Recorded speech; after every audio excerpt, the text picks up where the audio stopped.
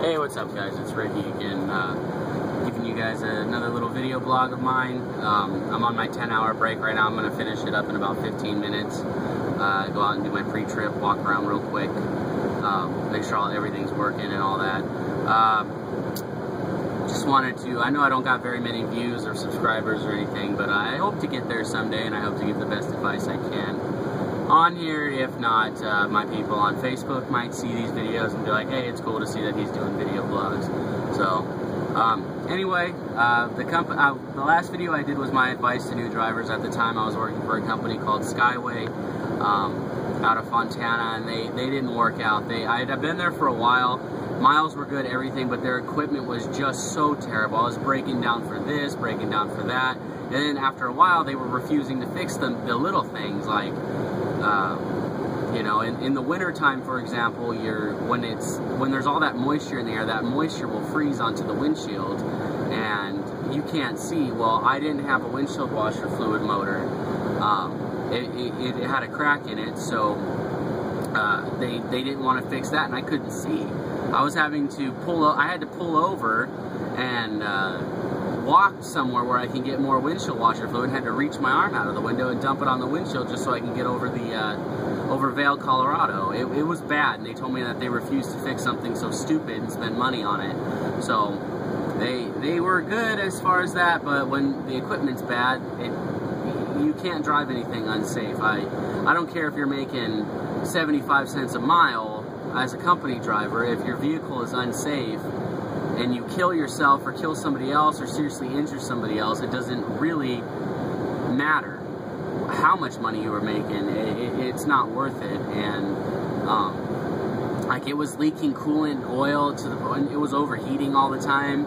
They didn't want to fix that. I didn't know it had a power steering leak until I got off the interstate in Colorado, and I couldn't steer the truck. So, and they wanted me to keep driving it like that. That's what they told me. They were like, well, can you milk it until you get home? And I'm like, I haven't even gone over Vail, Colorado yet. Anybody that's been over that knows it's windy.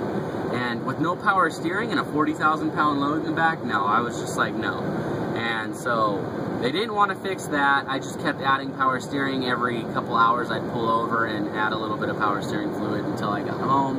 And they just didn't want to fix it. So, long story short, I quit, found myself another little company to work for out of Moreno Valley, just running up and down the I-15, dedicated just from Fontana to Montana, or Moreno Valley to Montana, I should say. And so far, so good. They gave me a pretty decent truck. It's a Kenworth T2000.